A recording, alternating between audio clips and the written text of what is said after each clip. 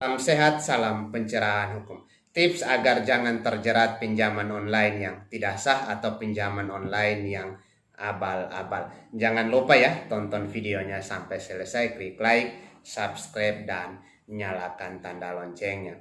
Pinjaman online merupakan suatu momok yang sangat menakutkan bagi masyarakat sekarang ini, di mana penagihannya menggunakan cara kekerasan, dan di mana penagihannya juga menggunakan cara ancaman, tetapi bunga yang diberikan oleh pinjaman-pinjaman online yang tidak sah atau pinjaman-pinjaman online yang abal-abal pun sangat-sangat sekali besar.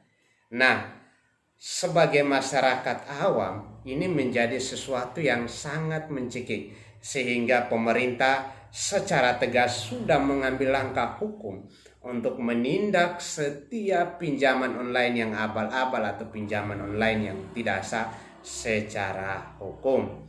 Nah, bagaimana kita sebagai masyarakat hukum supaya jangan terjerat lagi pada pinjaman online yang tidak sah, pinjaman online yang abal-abal?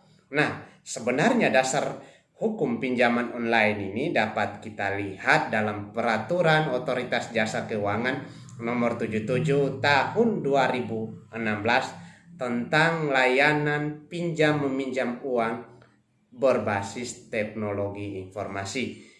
Ingat, dasar hukumnya adalah Peraturan Otoritas Jasa Keuangan Nomor 77 Tahun 2016 tentang layanan pinjam meminjam uang berbasis teknologi informasi. Jadi supaya kita jangan terjerat pinjaman online yang tidak sah, pinjaman online yang abal-abal, langkah paling pertama adalah cek legalitas dari penyedia pinjaman online tersebut. Atau ada yang menggunakan aplikasi, cek legalitasnya.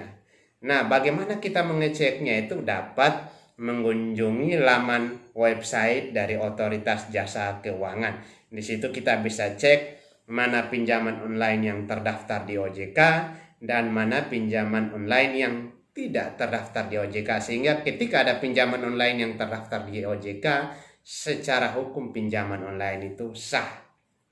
Nah, bagaimana trik sederhana bagi kita masyarakat awam sehingga kita jangan sampai terjerat dalam pinjaman online yang akhir-akhirnya bunganya mencekik? Itu yang pertama.